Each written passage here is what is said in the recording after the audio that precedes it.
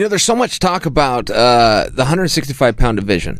So Josh Thompson came out over the weekend, and he said he had information that they were going to do away with 125 to add 165, or do away with 125 and add 165. I'm also part of that talk. I love more divisions. I like that 165. For some reason, that's the one. That's the number.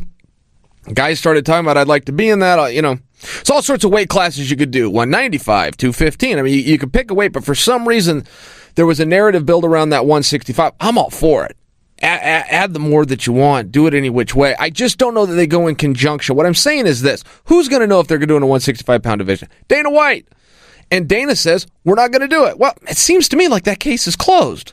It seems to me as though that is not some kind of a secret that would behoove Dana in any way to keep to himself for some big unveiling. It seems like, no, that was just a straight, guys, you're talking about this, you asked me a question, I'm telling you the answer, and it is we're not going to do 165. I also don't see how you would have to combine the two. If they do away with 125, let's say that that is true, which right now we've got limited evidence, don't we? I mean, we do have some pieces. We do have a little bit of a dialogue going on, and we're hearing from some guys in that weight class that they're being cut.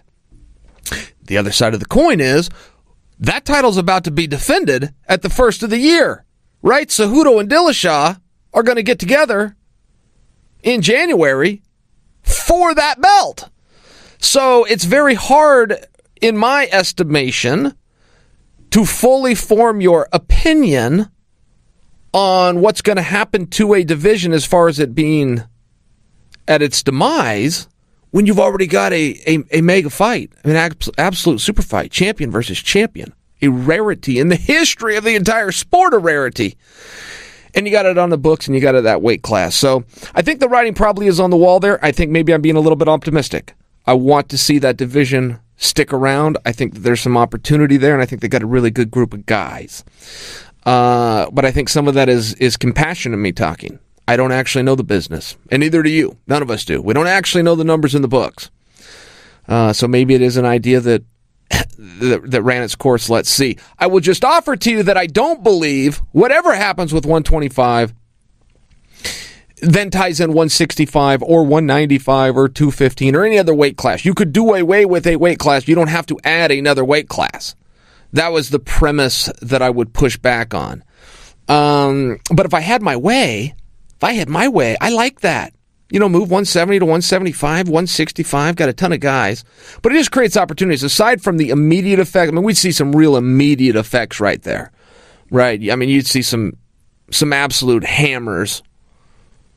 Some coming down from 70. I think even RDA. I think RDA has got a real spot. It might be kind of stuck in between weights, just to throw a name out there. Obviously, you've got the Kevin Lees and see what Ben Askren would do. But I just think you've got some real opportunity for 165 in the immediate. But in long term, I think it's good.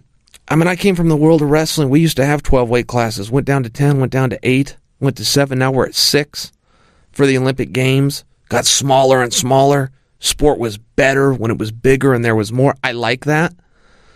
I also don't think there's a big problem. You know, I see the problem with boxing, where you've got a new weight class and a new champion and nobody knows who in the hell's who in the hell every 3.5 pounds. I'm not talking about doing that. But you move 170 to 175. You keep the 155. You got 10-pound separations. 25, 35, 45, 55, 65. 75, 85, 205. Heavyweight. It makes sense. I get it.